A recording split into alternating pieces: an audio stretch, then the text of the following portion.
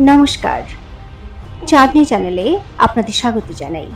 আজ আপনারা শুনছেন একটি অসাধারণ গল্প, রাজ মুকুট।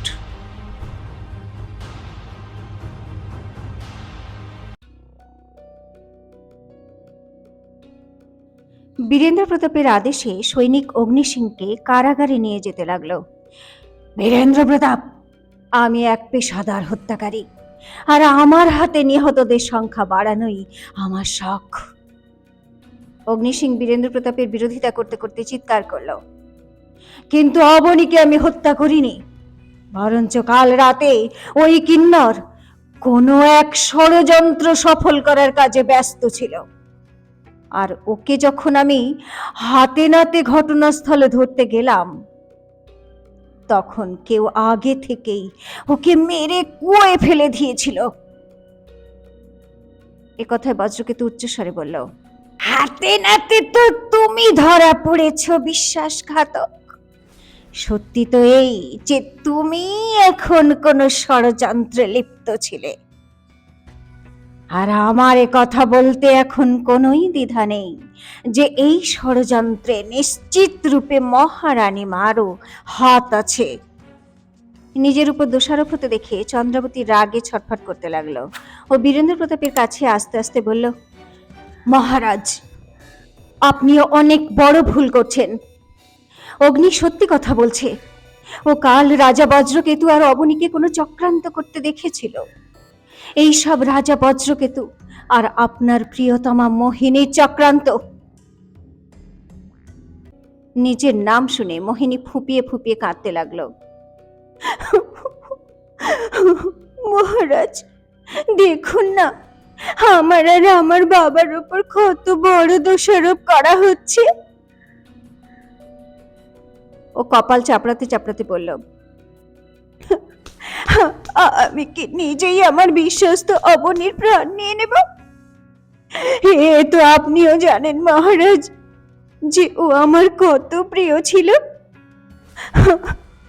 আর আমার যে বাবা, আপনার বাবা মহারাজ সুরেন্দ্র প্রতাপ, আর রাজমাতার কত পুরনো বিশ্বস্ত আর অনুগত একজন মানুষ, ওনাকে এইভাবে অপমান করা হচ্ছে।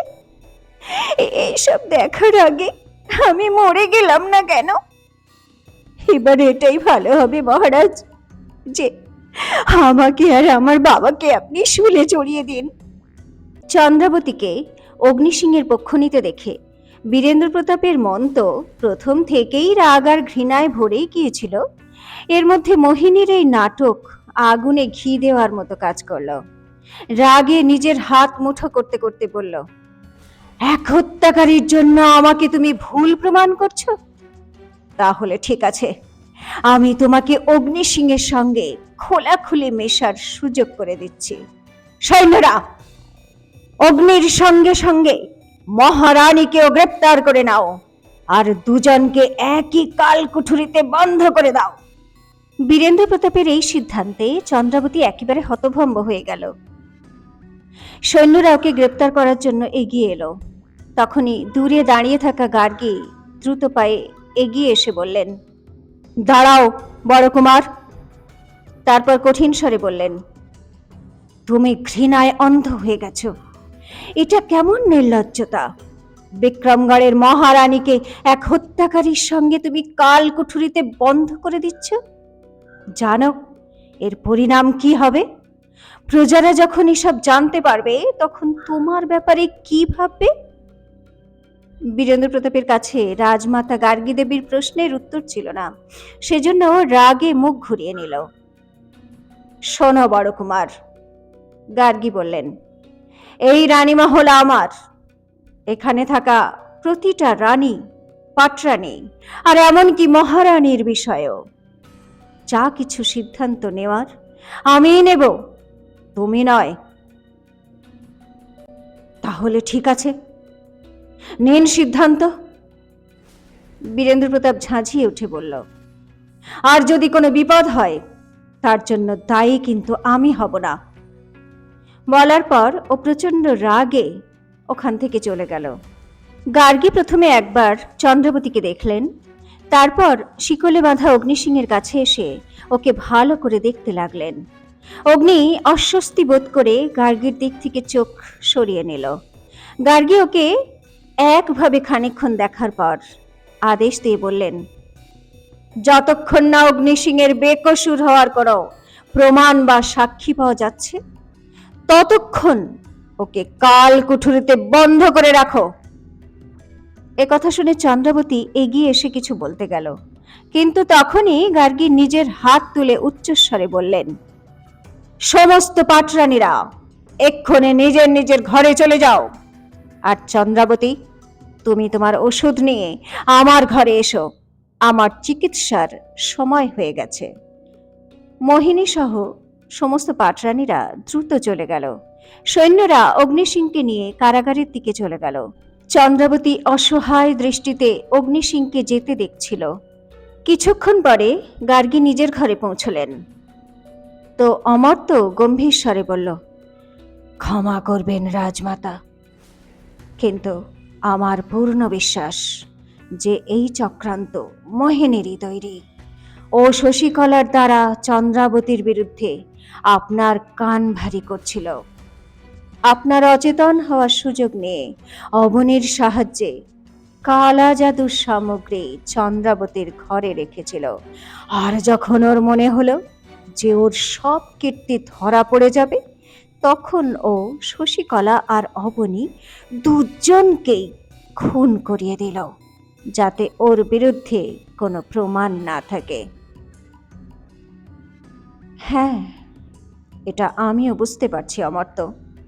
গার্গী ওর কথার মাঝখানেই বললেন, রানীমহলে নিজের শাসন বজায় রাখার জন্য এরকম ষড়যন্ত্র পাটরানীদের মধ্যে চলতেই থাকে।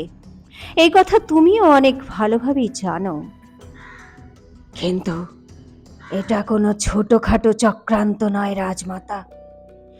অমর্ত্য একটু চিন্তিত হয়ে বলল, এবার রানীমহলে দুটো হত্যা হয়েছে, আর দোষ মহারানীমা আর ওনার দেহরক্ষীর ওপর দেওয়া হয়েছে। অগ্নিসিংহের ইতিহাস সবাই জানে। আমার ভয় হচ্ছে এই চক্রান্ত খুবই তীক্ষ্ণ আর ভয়ঙ্কর দিকে মোড় নেবে। গার্গী বিরক্ত হয়ে বললেন, অমর্ত্য, রানীমহলে হত্যা হওয়া কিংবা মহারানীর ওপর দোষারোপ হওয়া কোনো নতুন কথা নয়, আর বড় ব্যাপারও নয়। কিন্তু হ্যাঁ, অগ্নিসিংহের এই সব বিষয়ে সামিল হওয়াটাই আমাদের জন্য বিপদের সংকেত। চন্দ্রাবতী বীরেন্দ্র প্রতাপের বিরুদ্ধে কোনো এক গভীর চক্রান্ত করছে, আর বীরেন্দ্র প্রতাপের বোকামির জন্য ও অগ্নিসিংহের সাহায্য পেয়ে গেছে। আমাদের এই দুজনের উপরই নজর রাখতে হবে। কিছুক্ষণ চুপ থাকার পর অমর্ত্য ধীরে জিজ্ঞাসা করল, তাহলে এখন কি করতে চলেছেন আপনি? গার্গী গভীর দীর্ঘশ্বাস ছেড়ে বললেন,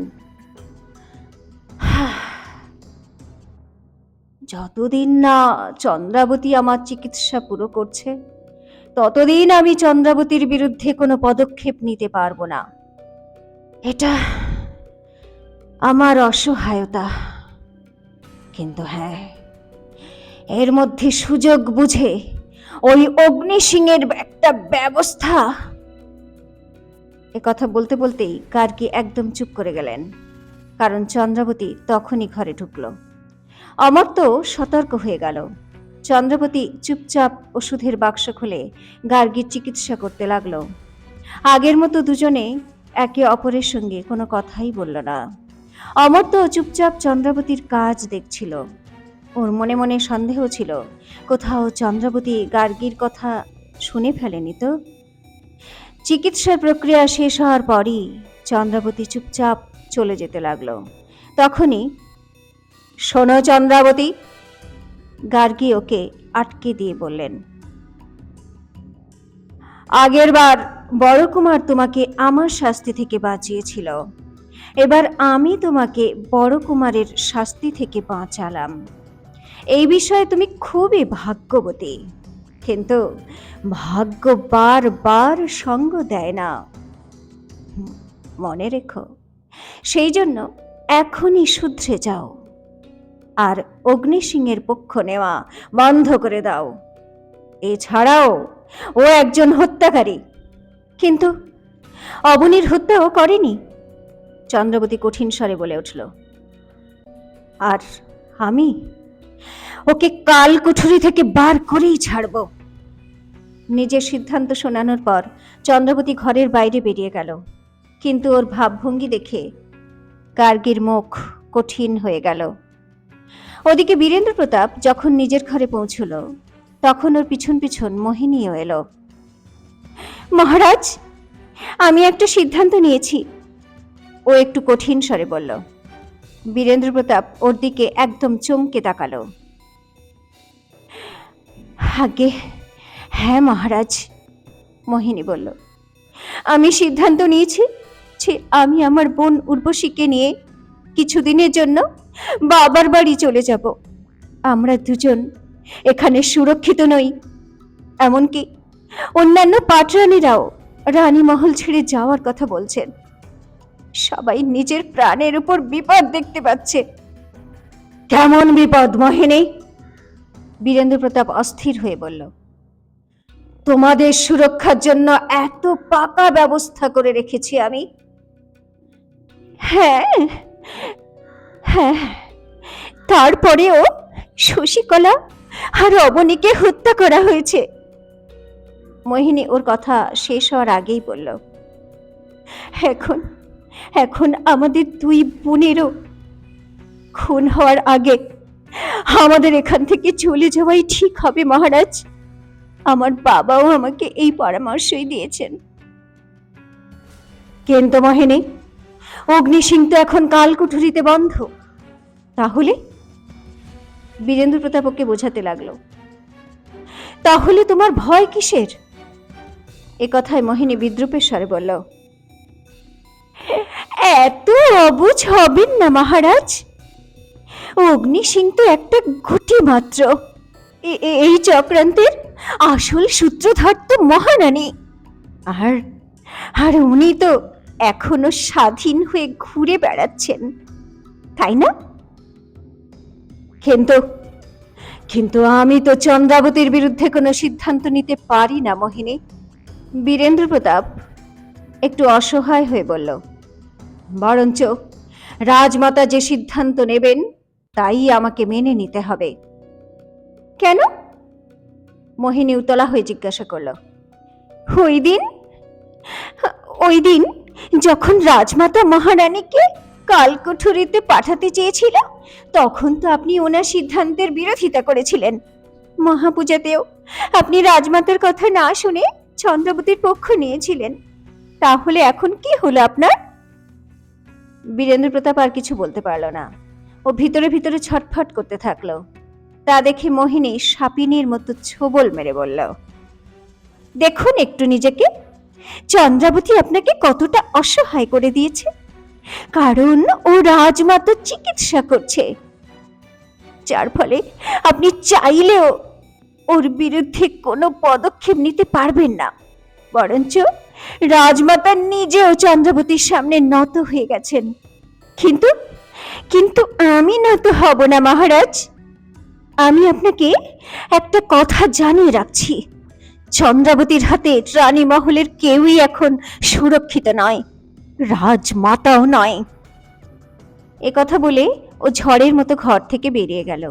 বীরেন্দ্র প্রতাপ ওর এই কথা শুনে প্রথমে তো একদম স্তব্ধ হয়ে গেল, তারপর রেগে আগুন হয়ে মনে মনে বলল, চন্দ্রাবতী, যদি তুমি আমার অসহায়তার একটুও সুযোগ নাও, আর তোমার জন্য রাজমাতার উপর যদি একটুও আঁচ আসে, তাহলে এইবার আমি তোমার মাথা তোমার শরীর থেকে আলাদা করে দেব।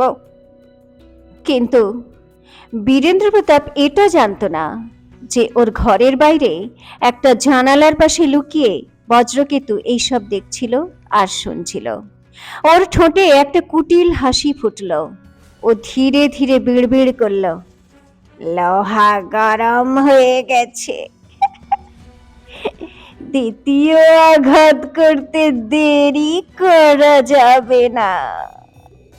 রাত হয়ে গিয়েছিল, আর নিজের ঘরে বসে চন্দ্রাবতী খুব অস্থির হচ্ছিল।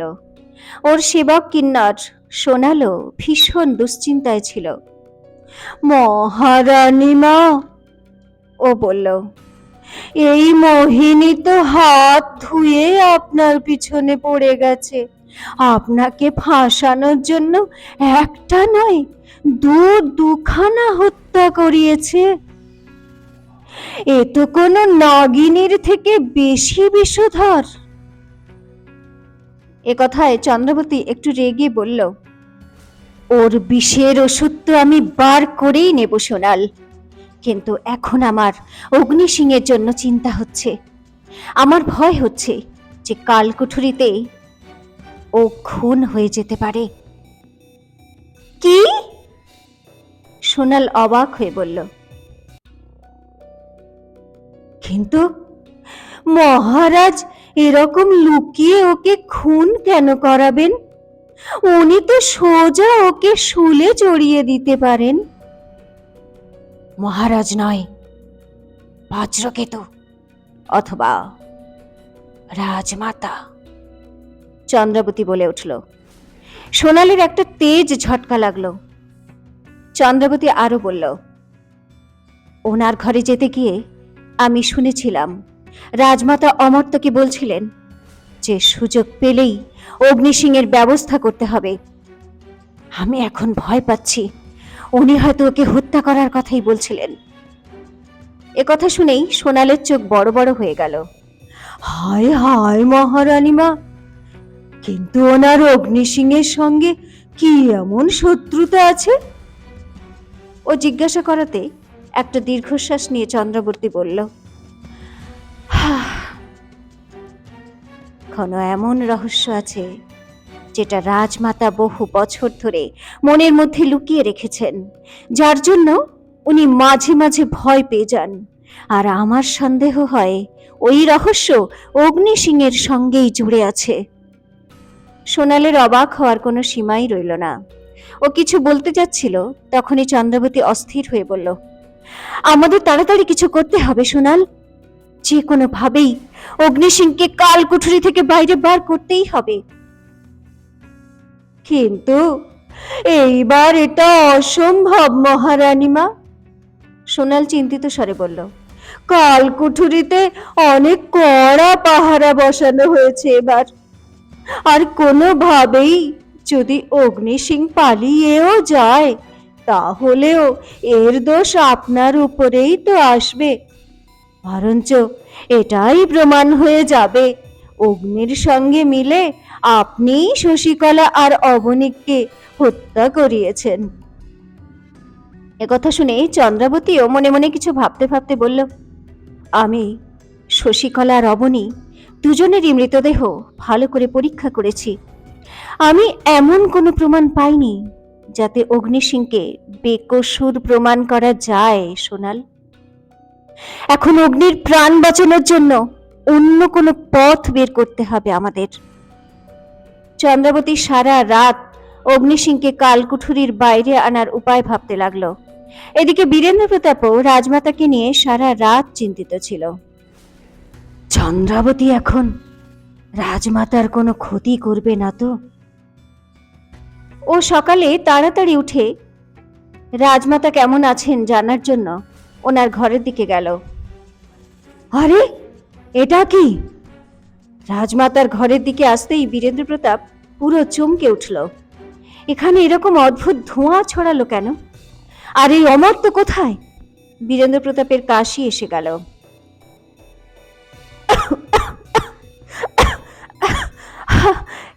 এটা তো বিষাক্ত ধোঁয়া। এটা ভাবতে ভাবতে বীরেন্দ্র প্রতাপ স্ফূর্তির সঙ্গে ঘরের মধ্যে ঢুকলো। ঘরে ঢুকেও চমকে গেল। পুরো ঘরের মধ্যে বিষাক্ত ধোঁয়া ছড়ানো ছিল। রাজমাতা নিজের ঘরে অচেতন হয়ে পড়েছিলেন। বিছানার পাশে চন্দ্রাবতী হাতে ছুরি নিয়ে দাঁড়িয়েছিল। তো এই বিষাক্ত ধোঁয়ার রহস্য কি? চন্দ্রাবতীর হাতেই বা ছুরি কেন? সে কি গার্গীকে মারতে চাইছিল? ষড়যন্ত্রের এই রাজমহলে কি হতে চলেছে এখন? জানার জন্য শুনতে থাকুন রাজ মুকুট, এক ঐতিহাসিক প্রতিশোধ, শুধুমাত্র চাঁদনীর সঙ্গে, চাঁদনী চ্যানেলে।